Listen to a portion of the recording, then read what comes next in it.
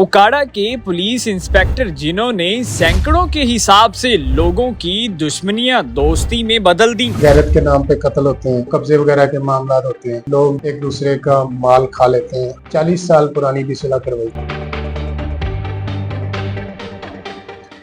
अब तक आपने कितने लोगों की सुलह करवाई है और किस तरह के केसेस आपके पास आते रहते हैं अक्सर? सुलह तो वो लोग खुद ही करते हैं, उसमें हमारा उस तरह से इतना किरदार नहीं होता, सिवाय इसके कि हम उनको समझाते हैं कि ये आगे चल के आपके ख़ानदानी झगड़े बढ़ेंगे।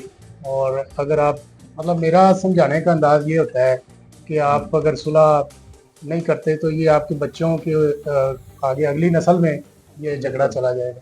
तो इस वजह से ज़्यादातर लोगों को फिर उसके अलावा फिर उन लोगों को समझाता हूँ कि अल्लाह की और क्या में जो हमारा यौम आखिरत है, क़यामत का दिन है, कल को हिसाब किताब देना है, तो उसको ज़हन में रख के सोचें कि अगर आप गलत हैं तो इधर ही बस कर दें, फिर सुलह हो जाए।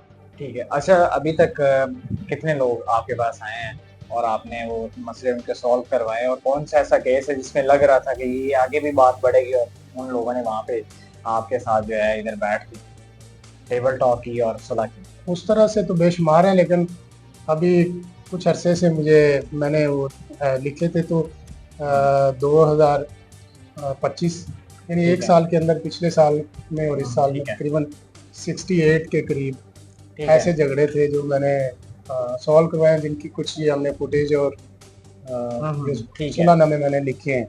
ठीक है। तो वैसे तो जज साहब ही फैसले लिखते हैं, मैं फैसला तो नहीं लिखता, लेकिन वो एक तरह से ये है कि सुलहनामा जो मैंने लिखे हैं वो मुझे। अच्छा, ठीक है। वो जो डाटा है वो आपने कहा 68 आपने करवाया। अच्छा, इस इलाके के अंदर ज्यादातर कौन से मसले मसाइल होते हैं जिनके बेस पे लड़ाइयाँ होती है, झगड़े होते हैं और बात थाने तक पहुँचती है?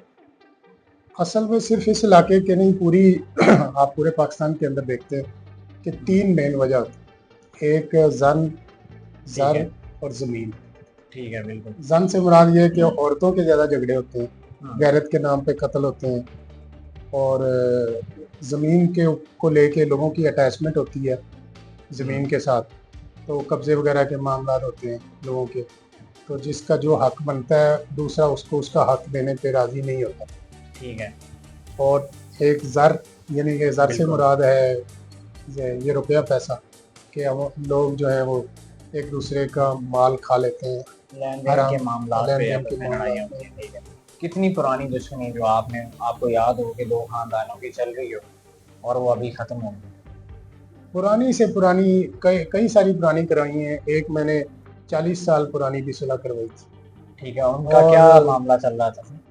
उनका जायदाद का तनाज़ा था, अगली नस्ल में आ गया था, तो उसकी वजह से उनके आपस में लड़ाई झगड़े भी थे, तो मेरे कहने के ऊपर उन्होंने अपना सुलह कर दी। आप लोगों को पहले सुनते हैं कि उनका केस क्या है, ठीक है, उसके बाद आप एनालिसिस करते हैं कि ये इसकी मेन रीज़न क्या बनती है, फिर आगे उनको रूट प्लान आप देते हैं किस तरह आपकी प्रॉब्लम क्रिएशन हो सकती है।